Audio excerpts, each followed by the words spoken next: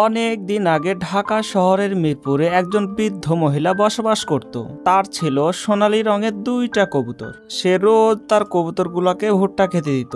সে অনেক ভালোবাসতো আর যত্ন নিত। পাশের গ্রাম থেকে মাঝে মধ্যে একটা কবুতর আসতো। সেই বৃদ্ধ মহিলা এই কবুতরটাকেও যত্ন সহকারে ভুট্টা খেতে দিত। আর প্রতিদিন সেই কবুতরগুলা যে ডিম পারতো সে ডিম বাজারে বিক্রি করে তার দিন ভালোই কাটছিল। মাঝে মধ্যে এই বৃদ্ধ মহিলাটি পাশের গ্রামে ভিক্ষা করতে যেত। বাড়ি ফাঁকা পেয়ে ঘন বন থেকে আসা একটা বড় বাজ পাখি এই কবুতরগুলার উপর নজর রাখতে শুরু করে। একদিন দুপুরের পর এই বাজ পাখিটি কবুতরগুলার অনেক কাছে চলে আসে এবং একটা কবুতরের উপর আক্রমণ করে বসে। তারপর সেই কবুতরটা মাটিতে লুটিয়ে পড়ে আর আরেকটি কবুতর ছিল যা এটা দেখে দ্রুত সেখান থেকে পালিয়ে যায়। কিছুক্ষণ পর বৃদ্ধ মহিলাটি এই অবস্থা দেখে হাউমাউ করে কাঁদতে থাকে। সেই বাজ পাখিটা এতটাই হিংস্র ছিল যে সে বৃদ্ধ মহিলার দিকেও আক্রমণাত্মক চেহারা নিয়ে এগিয়ে যায়। কিন্তু বৃদ্ধ মহিলাটি কাঁদতে কাঁদতে তার কবুতরের কাছে ছুটে আসে। সাথে সাথে পালিয়ে যাওয়া কবুতরটা বৃদ্ধ মহিলার কাছে ছুটে আসে এবং বৃদ্ধ মহিলা ও কবুতরটা উভয়ে হাউমাউ করে কাঁদতে থাকে। তাদের কান্না দেখে বাজ পাখিটা আবার নিচে নেমে আসে। কবুতরটাকে হারিয়ে বৃদ্ধ মহিলা যেভাবে কাঁদছিল এই কান্নাটা সেই বাজ পাখিটা আর সহ্য করতে পারলো না। অবশেষে সেও কাঁদতে শুরু করলো। বাজ পাখিটা তার ভুল বুঝতে পারে আর বৃদ্ধ মহিলার পায়ের কাছে লুটিয়ে পড়ে। কিন্তু এই বৃদ্ধ মহিলাটি কখনোই আর তার হারিয়ে যাওয়া কবুতরটাকে ফিরে পাবে না। আর মনে মনে বৃদ্ধ মহিলাটি ভাবতে থাকে কাউকে আঘাত করার পরে নয়, আগেই চিন্তা করা উচিত ছিল।